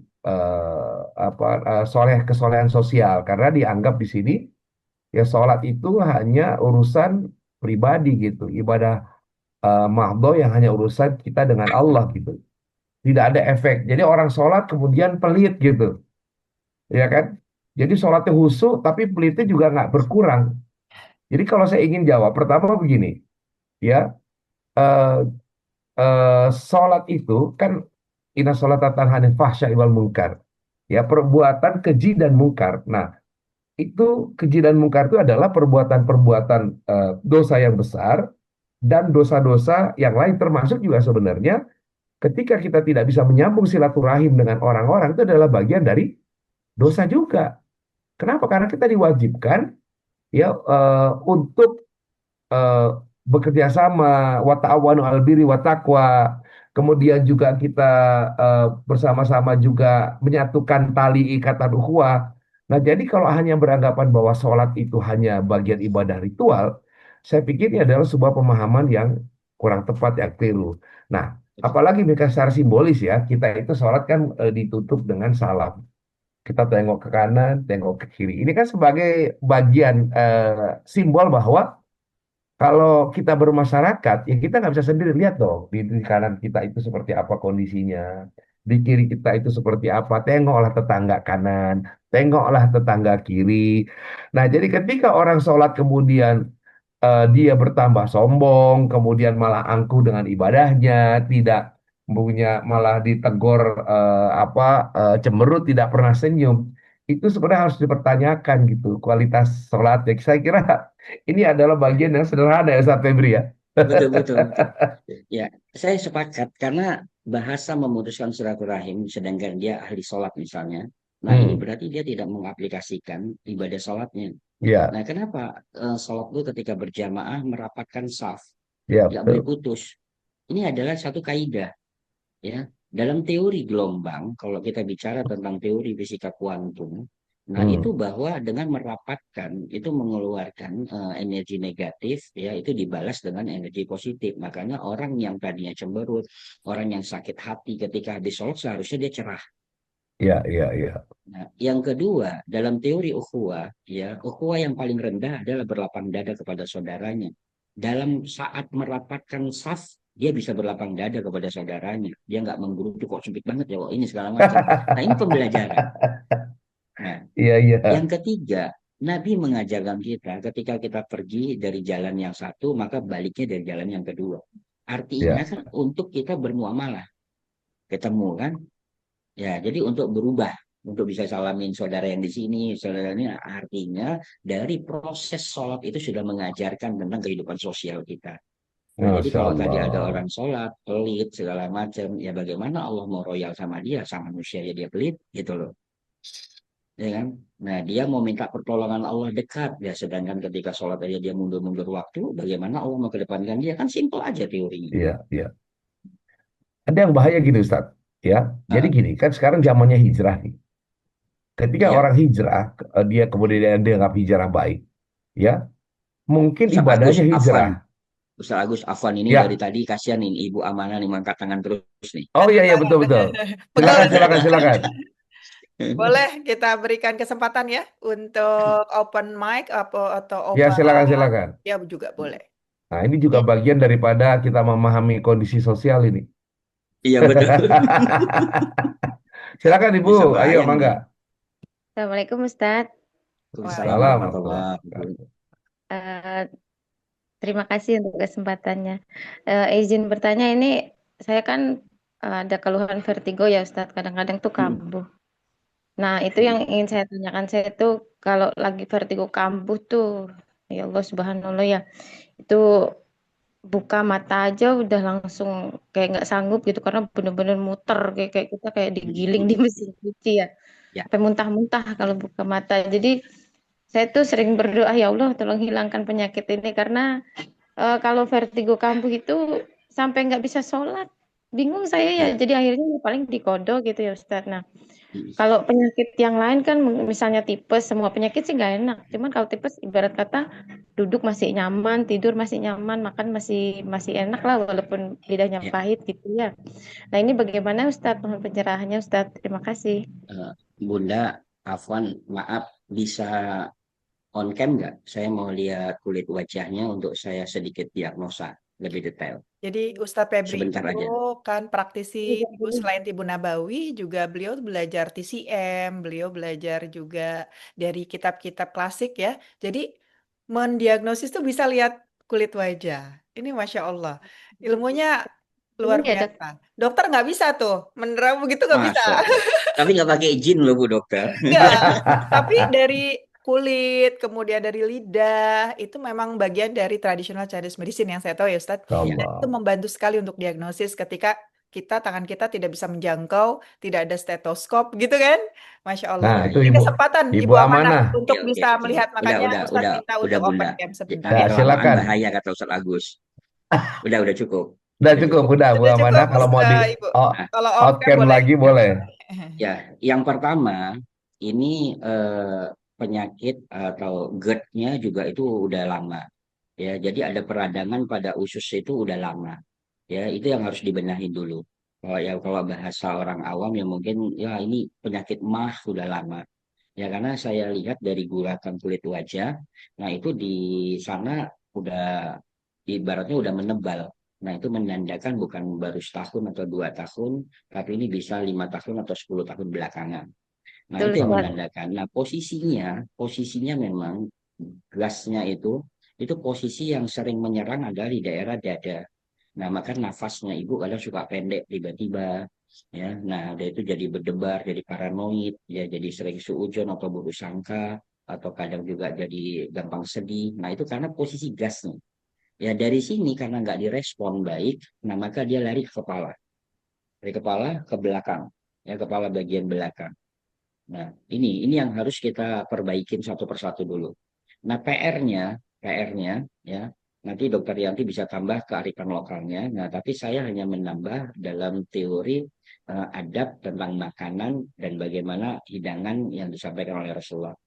Nah, PR-nya yang pertama, ya, makan sore atau makan malam diganti dengan walo kuning atau labu kuning yang besar.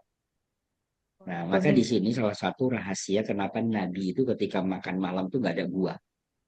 Nah, Oh, ini menjadi catatan. Karena semanis-manisnya buah itu ada asam yang dikhawatirkan. Ya, walaupun sedikit rasa asam mengganggu kualitas tidur orang yang sakit seperti ini. Ya, Nabi kita tuh sangat luar biasa udah menjaga karena udah tahu nanti penyakit yang paling banyak adalah masalah pada pencernaannya, pada lambung. Maka dapurmu adalah lambungmu. Dan Ya, ya. nggak dikatakan jantungmu. Ya, tapi dapurmu adalah lambungmu. Apa yang kamu makan menentukan kesehatan kamu ke depan. Ada satu wadah yang paling buruk di dalam tubuh kalian itu adalah pencernaan. Nabi selalu mengatakan seperti itu. Dalil tentang lambung itu banyak sekali. Tentang pencernaan. Nah, jadi nanti pada saat malam atau dari sore itu udah nggak usah makan berat. Ya. Jadi nggak usah. Nah, ini sekalian program diet nih. Nanti bisa Bunda lakukan diet tapi tetap makan. Ini menarik. Ya, dengan hanya merubah beberapa gaya hidup kita dan pola makan kita. Ya, makan sore, makan malam diganti dengan walu atau labu yang kuning, bisa dikukus. Kalau bosan di sayur bening, segala macam, itu silakan diganti. Memang 3 hari pertama pencernaan demo, tapi nggak ada masalah. Demo untuk kebaikan. Karena merubah kebiasaan yang tadinya buruk menjadi satu kebiasaan baik, dia butuh tolong ya, ya. adaptasi. Ya. Nah, yang kedua yang harus dilakukan lagi adalah ngunyahnya harus lama kalau makan. Ya. Yang ngunyah. Ya, maka teori dalam bab ngunyah ini dibahas sendiri. Maka kalau kata Nabi itu sederhana. Kenapa kalau makan itu boleh sambil bicara? Artinya itu supaya kita juga ngunyahnya lama, kita sambil ngobrol ceria. Seorang muslim itu bicaranya udah bukan makanan halal atau haram. Karena dia udah pasti tahu bahwa makanan ini halal atau haram. Tapi seorang muslim itu bicaranya itu adalah dia mensyukuri tentang makanan itu. Tahapnya udah lebih naik. Nah, mensyukurin itu adalah salah satunya adalah dia bisa tenang, ya dia bisa ceria, dia bisa senyum, maka Nabi tidak pernah menghardik satu makanan. Seapapun Ya. buruknya nggak pernah. Ya, maka muncullah dalil ketika istri Nabi tanya ada apa di rumah, ya hanya ada cuka. Maka Nabi mengatakan lauk pauk kesukaanku ini adalah cuka. Karena yang ada itu untuk menghibur istrinya. Nah, tapi ternyata bahasa Nabi hanya lauk pauk kesukaanku cuka. Ini diteliti oleh dokter spesialis penyakit dalam namanya Dokter Jamil Al-Qudsi. Menjadi 18.000 halaman dalam tulisannya. Ya tentang masalah bab cuka aja. Ya. Nah, jadi itu yang harus kita perbaiki. Jadi ngunyah. Ya, ngunyah. Udah gitu habis ngunyah, Dokter Abdul Basit, seorang spesialis penyakit, bukan seorang spesialis tentang nutrisi di Mesir, guru besar di Mesir. Nah, itu buat tulisan tentang pola makan tersebut. Ya, terjadi ikhtilaf di antara para ulama, ya apakah kita boleh habis makan langsung minum atau minum di tengah makan segala macam. Nah, maka Dokter Abdul Basit mengatakan bagi orang yang mengalami penyakit seperti ini nih, yang seperti Ibu tadi, nah maka sebaiknya habis makan biarkan beberapa menit dulu baru minum. Ya, supaya enzim aktif dulu sekarang itu baru minum. Nah, tapi kalau untuk orang yang normal silakan, nggak ada masalah.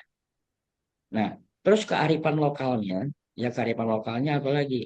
Nah, kalau bisa tadi bisa dengan PCO. Nah, kemarin kita bisa pernah bahas virgin coconut oil.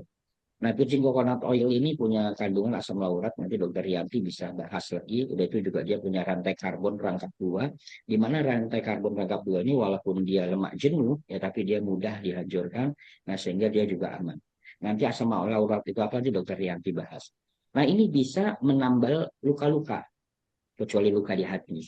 Nah, kata Ustaz. Ya, menambal Bisa luka-luka, aja ini nih, untuk Ustadz nih. Nah, terus nanti di waktu asar, ini PR-nya banyak nih, Bu. Nih. Di waktu asar ada 2 sunnah yang disampaikan oleh Rasulullah. Ya, jadi silahkan pilih 2 sunnah dalam bab makanan, bukan dalam bab ibadah yang lain, tapi dalam bab makanan. Yang pertama bisa mengkonsumsi cuka, ya cuka apel di waktu asar, atau zaitun. Nah, karena pencernaan tadi bermasalah banget, maka saya tidak rekomendasikan cuka apelnya, saya anjurkan zaitun. Ya di waktu asar. Jadi siang ibu makannya bebas, di waktu asar 2 sunnah tadi dihidupkan, pilih salah satunya. Nah, tapi saya rekomendasikan zaitun. Kenapa zaitun? Zaitun adalah satu cairan yang memiliki skualen yang jumlahnya lebih stabil. Nah, rumus dari skualen itu adalah 2 oksigen aktif. Jadi ketika dia bercampur darah, maka dia akan melepaskan oksigen aktif. Maka tadi ibu yang sering keliongan segala macam, itu bisa diatasi dengan zaitun. Maka Allah bersumpah dengan zaitun itu 7 kali. Lebih banyak daripada dengan tanaman yang lain. Ya, walaupun kurma diangkat 20 ayat, tapi Allah tidak pernah bersumpah dengan nama kurma. Ya, tapi dengan nama zaitun Allah bersumpah dan 7 kali, dan itu waktunya banyak di waktu pagi. Kenapa waktu pagi? Ini bicara energi. Ya, ini bicara energi. Maka misteri di waktu asar, kenapa ada zikir pagi dan petang? Ya, karena di sini ada teori bagaimana penyakit itu masuk. Dalam teori pengobatan klasik, antara yang dan yin, antara panas dan dingin, itu adalah sumber penyakit. Nah, maka di situ Aisyah mengatakan, pada saat menjelang maghrib, maka masukkanlah anak-anak kalian ke dalam rumah, karena pada satu setan berkeliaran. Nah, setan berkeliaran, setan ini bukan hanya sekadar jin, ya tapi setan itu adalah sesuatu yang menyimpang, itu adalah penyakit. Maka biasa Ya. banyak penyakit masuk ya ketika menjelang maghrib. Ya, jadi itu tadi saran saya, semoga Allah sembuhkan ibu, ya tadi lakukan terapi-terapi itu, insya Allah Allah kasih perubahan. Allah bisa. Baik. Masya Satu Allah. lagi, dokter, maaf, apa Ustadz jadi dokter? Selain labu kuning ada alternatif lain nggak? Itu ada yang nanya Ya, soalnya. selain labu kuning, labu siam juga boleh, nggak ada masalah, karena dia Oh, butuh unsur airnya banyak. Ya karena lambung itu panas, ya dia butuh sesuatu yang dingin. Nah, memang yang lebih efektif memang labu kuning itu, walu kuning itu kan di pasar banyak tuh dan murah, kita tahunya ya bikin kolak udah biasa. iya Saya betul. ada informasi baru nih Ustadz. Kemarin saya baru Ya, Ya share gimana? di grup ya. Daun Nah, pisang. Daun pisang Ustadz. oh masya Allah, ya ya gimana gimana. Daun pisang itu ternyata bagus untuk lambung. Boleh pisang Mm-mm, kepok, boleh pisang batu, boleh pisang mm-mm, raja, daunnya, mm-mm, bukan pisangnya ya. mm-mm. Jadi daunnya itu ternyata mengandung fitosterol. Dan banyak Masya Allah. pengujiannya, meskipun pengujiannya hanya terbatas di hewan ya, belum pada manusia. Dan itu menjadi terapi untuk obat lambung juga. Selain tadi ya, Lain. Ya. Bu Amanah juga bisa gunakan resep untuk ramuan lambung yang biasa saya berikan di grup. Dan juga untuk Mm, vertigo, ada bawang putih dan juga pegagan.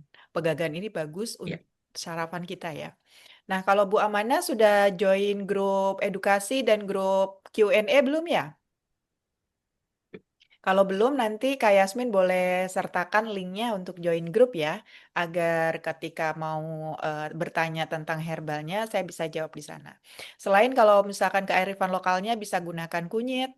Kunyit memang andalan ya Ustadz untuk memperbaiki Ya. lambung dan lapisan sel-sel lambung yang terkena Ya. luka akibat asam lambung yang meningkat. Ya Ah, ya, siap. itu Insya tambahannya Allah dari saya saya. ya. Jangan lupa ini banyak yang bertanya kan, ada yang nanya nomor teleponnya Oh Dokter iya, Yanti, Ustadz kemudian Febri, Ustadz Febri. Ustadz Febri setiap hari Selasa kalau tidak salah beliau itu membuka praktek ya Ustadz ya di Bogor Selasa, betul ya. Kamis, Sabtu, Bu Dokter. Nah, boleh dicatat Bapak Ibu Selasa, Kamis, Sabtu. Barangkali ada Iya. yang dekat-dekat sana atau mensengajakan ke sana boleh karena ini kan terbatas Zoom kita nih, ya kan 2 jam kurang. Jadi boleh Bapak Ibu yang ingin bertemu langsung Ustadz Febri dan berkonsultasi. Ustadz Febri praktek di Bogor dan memberikan waktu untuk memberikan pelayanan kesehatan tradisionalnya, ya. Gitu ya Ya, Ustadz Febri, Dan boleh itu insya disampaikan? Allah gratis, jadi nggak usah mikirin biaya karena Ah, kita Masya sudah komitmen Allah. ya. Jadi insya Allah. dari keuntungan herbal yang kita dapatkan 30% itu membiayain pasien. Jadi nggak usah khawatir ya untuk ibu-ibu atau bapak yang ada di sekitar Bogor atau ini nanti ada jadwal hari Selasa, Kamis, Sabtu insya Allah kita bisa bantu. Ya, alamatnya itu di pertanyaan Ustaz. Bisa lihat di Google Rumah Sehat El Iman. Nah, Rumah Rumah Sehat Sehat Al-Iman. El Iman. Kak Yasmin boleh Ya, bantu El cari di Iman Google dan Bogor. share lokasinya Kak Yasmin di chat ya. Masya Allah. Ini Jadi Ustadz siap-siap Febri ini digeruduk. sudah memikirkan link ininya, apa namanya sih, circle-nya begitu. Jadi beliau punya perusahaan yang memproduksi madu El Iman. Nah, dari keuntungan perusahaannya itu, sekian persennya membiayai pengobatan. Jadi bagi yang ingin konsultasi, mendapatkan pengobatan, ya mungkin Ustadz Febri berpikirnya udah sakit, jangan sampai ditambah sakit lagi harus membiayai Iya, pengobatan iya ya Ustadz. betul, betul Bu. Jadi itu juga Iya, salah satu upaya untuk membantu saudara-saudara Muslim, saudara-saudara yang terkena ujian berupa sakit dan penyakit, bisa dibantu dengan pengobatan, pelayanan penyehatan dari Ustadz Febri. Dan seperti itu, Masya Allah, beliau juga punya asuhan, ya, punya anak-anak asuhan yang sedang menghafal Quran, kalau tidak salah Ustadz ya. iya. Dan di Dan rumahnya ya, kita beliau ini, ya, di Bu rumah ya. Dokter, sekarang nih Masya Allah, nanti saya bisa ajak teman-teman semuanya, jamaah yang di sini. Kebetulan tuh saya ngebina teman-teman tunanetra yang penghafal Quran dan cukup banyak. Ya, Ya, jadi Masya kalau Allah. ini mereka Insya Allah Desember ini akan bikin camp Quran para tunanetra. Kurang lebih ada 200 orang. Ya, jadi di sini kita akan melihat walaupun mereka buta, tapi masya Allah semangat mereka dalam ibadah, ya baca Quran mereka tuh masya Allah lebih bagus dari bacaan kita. Masya Nah, Allah. jadi Masya ini kalau teman-teman mau hadir, boleh nanti saya ajak juga. Itu ada Ya, acaranya di Bogor, insya Allah. Boleh tuh baik. kita satukan nanti kalau Ustadz Ferry masih ada waktu sedikit, kita satukan dengan pelatihan sholat insya Allah ya Ustadz. Dan juga kita Boleh, siap insya tadabur Allah. sama-sama gitu ya sambil Ya, silaturahmi. insya Allah. Insya Allah ya Ya, di bulan Desember. Pokoknya Bapak Ibu set alarmnya dari sekarang setiap hari Jumat. Insya Allah nanti kita akan kupas lagi. Karena tema sholat ini luar biasa luasnya ya. Dari mulai takbiratul ihram sampai salam itu syarat dengan makna. Rasanya tidak cukup kalau kita kupas hanya satu kali pertemuan ini. Belum lagi betul, bab betul. wudunya, belum lagi tadi ada yang bertanya dan Ustadz menjawab tentang mindful eatingnya. Ternyata ada dalam sunnah. Masya Allah. Jadi kajian ini mudah-mudahan akan terus berlanjut. Mohon doa dan supportnya dari Bapak Ibu sekalian ya. Amin ya Allah. Mudah-mudahan kita semua diberikan kesehatan. Saya, Ustadz Febri, Ustadz Agus yang biasa mengawal setiap pagi. Tidak hanya di Jumat pagi, tapi ada juga di Rabu pagi. Masya Baik. Allah. Baik, kita sudah hampir menjelang ujung ini. Saya hanya ingin mengkonfirmasi kembali, Ustadz Febri, kalau ada yang mau konsultasi online, bagusnya via sosial media atau apa gitu. Ya, nanti handphone saya nggak ada masalah. Atau ke IG saya ada Febri Sugianto 81. Nah, mungkin bisa Ya. di Pak Edi juga ya, di Jadi share ketahuan di tuh sini. kelahirannya tahun 81 tuh. Atau Yang kita kira boleh juga bikin kuluap di WhatsApp untuk konsultasi sedikit-sedikit ketika Ustadz ada ya waktu betul boleh betul. reply. Jadi Bapak Boleh, Ibu boleh. silakan Siap, insya Allah. bergabung di WhatsApp kajian sehat. WhatsApp kajian sehat.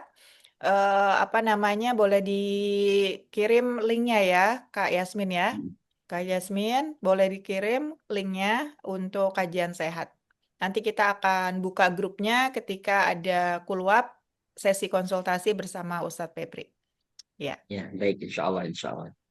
Ya, baik Ustadz Febri, di ujung perjumpaan kita mungkin ada closing statement yang mau disampaikan. Maka. Ya, baik. Bismillah. Nah, untuk bab sholat, ya, ini adalah butuh keistiqomahan kita dalam belajar. Artinya, yang pertama adalah adanya persiapan-persiapan. Maka mulai hari ini ketika kita sudah mendapatkan tentang keilmuan tentang manfaat sehat dari gerakan sholat itu, maka PR kita yang terbesar adalah bagaimana kita belajar ya tentang memperbaiki bacaan-bacaan sholat kita. Karena tidak sempurna. Ya kalau kita hanya bicara tentang kesehatannya saja, sayang ada ibadah yang lebih besar nilainya di hadapan Allah. Kesehatan adalah efek dari hal yang kecil yang Allah berikan. Tapi nikmat yang lainnya, ya kita bisa berdiri, kita bisa nangis di hadapan Allah, bisa mengadakan kedua tangan, lisan kita bisa bergerak, mata kita bisa berkedip. Nah ini tidak akan bisa sempurna kalau kita tidak memperbaiki bacaan. Rasanya tidak adil. Allah memberikan nikmat yang besar, tapi kenikmatan itu kita balas dengan sedikit rasa syukur kita kepada Allah. Ya, jadi sekali lagi ya kita benahi ya iman ya itu tidak akan bisa muncul ya kalau tidak disiram rutin. Nah, kan sholat adalah bagian untuk menyiram keimanan kita supaya tetap hidup dan tetap tumbuh. Nah, kita bisa rasakan di mana saja. Jadi sekali lagi jangan hanya kita berpikir tentang gerakan untuk kesehatannya, tapi bagaimana kita pikirkan gerakan adalah cerminan dari kehidupan kita. Bagaimana ketaatan kita kepada Allah. Baik, mungkin itu insya Allah. Baik, terima kasih Satu Ebri. Dokter Ya, Yanti, sama-sama. silakan. Oke, terima kasih Ustadz. Sahabat kajian sehat, sholat adalah ibadah yang Allah rancang tidak hanya untuk mendekatkan kita kepada Allah, tetapi juga untuk menjaga kesehatan tubuh, pikiran, dan juga hati. Setiap gerakan dalam sholat punya manfaat kesehatan yang luar biasa. Hari ini kita belajar bagaimana sholat sebenarnya adalah terapi yang Allah berikan 5 kali sehari. Ya Allah. Ya, luar biasa bukan? Jadi, terima kasih sahabat kajian sehat atas kebersamaannya. Semoga gerakan sholat menjadi sumber ketenangan dan kesehatan. Nanti rekaman dan materi akan dibagikan di grup kajian sehat. Jadi silakan Bapak Ibu bergabung di grup kajian sehat ya. Sampai bertemu nanti di pekan depan ya. Sebelum Ba- kita tutup nanti ada Ustadz Agus Idwar yang akan memberikan refleksi setiap kajian seperti biasa. Terima kasih Satu Ebri, Bu Dokter Yanti, teman-teman sahabat sehat sekalian. Ada hal yang sering kita lupakan, yaitu berterima kasih atas apa yang telah Allah berikan kepada kita. Allahumma sholli ala Sayyidina Muhammad wa ala ali Sayyidina Muhammad. Ya Allah, hamba-Mu bersyukur atas apa yang Kau berikan kepada diri ini. Namun terkadang diri ini lupa, ketika diri ini sehat, ketika diri banyak mendapatkan kesenangan, maka terkadang diri lupa untuk bersyukur kepada Engkau. Kami sadar bahwa sholat itu bukan hanya sebagai sebuah kewajiban ya Allah, tapi sholat ini adalah bagian daripada rasa syukur, implementasi dari rasa syukur. Ketika sholat dilakukan sebagai implementasi rasa syukur, maka sholat ini adalah menjadi sebuah kebutuhan. Dan ketika sholat ini menjadi sebuah kebutuhan, maka diri ini akan selalu ingin menjadikan sholat ini adalah yang utama.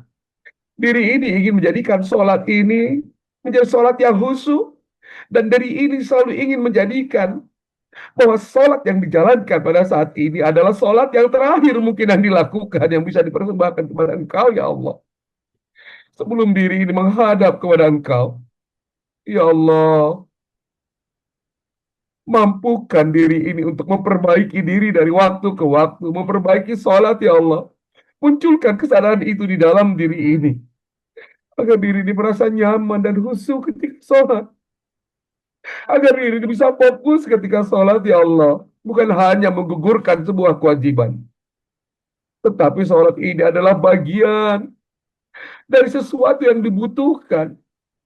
Adalah bagian yang terasa hilang apabila tidak dilakukan secara benar. Sallu kama ra'aitumuni usolli. Rasulullah mengatakan itu. Tapi terkadang diri ini melakukan sholat dengan terburu-buru. Diri ini melakukan sholat dengan apa adanya. Diri ini melakukan sholat tanpa fokus. Ketika memulai dengan takbiratul ihram, gak berapa lama kemudian hilang fokus. Diri ini tidak sadar bahwa sedang melakukan sholat. Seringkali bacaan sholat itu hanya lewat demikian saja tanpa makna. Ya Allah, pengen hari ini memperbaiki. Pengen memperbaiki sholat ini, ya Allah. Bimbinglah diri ini agar selalu berada di jalan-Mu, ya Allah. Rabbana atina fid dunya hasanah wa fil akhirati hasanah wa qina adzabannar. Subhana rabbika rabbil izzati amma yasifun. Wassalamun ala mursalin. Walhamdulillahi rabbil alamin. Barakallah. Alhamdulillahirobbilalamin. Amin, amin, amin. Masya Allah. Terima kasih semuanya. Mudah-mudahan kita pun saling memperbaiki diri karena belajar sholat itu tidak akan pernah habis. Jadi jangan pernah merasa bahwa saya sudah bisa sholat nih, sudah tenang. Sholat itu adalah ilmu yang tidak akan pernah habis ketika kita mempelajarinya. Orang sempat bertanya sama saya, Kang Agus, bagaimana sih supaya sholat itu khusyuk? Saya jawab dengan sederhana. Ustaz Febri dan Dr. Yanti, saya tanya begini, Pak, Mas selama ini apakah pernah melakukan sholat yang khusyuk? Pernah nggak enak banget sholat itu? Bukan khusyuk ya. Saya katakan, pernah nggak Anda merasakan sholat dan merasakan nikmat banget pada saat sholat itu? Dia kemudian berpikir, pernah. Lantas saya bilang, ya sudah, coba dapatkan kembali suasana itu. Ulangi saja lagi. Kenapa? Karena kita pernah melakukan. Kemudian ada yang bertanya, bagaimana dengan saya Ustaz? Ya ada orang yang nggak pernah sholat nanya. Ketika ada orang yang tidak pernah sholat bertanya khusyuk, maka kita katakan sholat saja dulu mas. Jangan bicara khusyuk. Almarhum Uje saat nongkrong ketemu dengan anak tongkrongan, kemudian dia bertanya, Assalamualaikum warahmatullahi wabarakatuh. Udah pada sholat belum? Ya gimana mau sholat Uje? Orang kita aja masih maksiat. Apa yang beliau sampaikan? Kalau seandainya sholat ini menunggu kelar lu maksiat, kapan lu mau sholatnya? Terus gimana Uje? Sholat saja.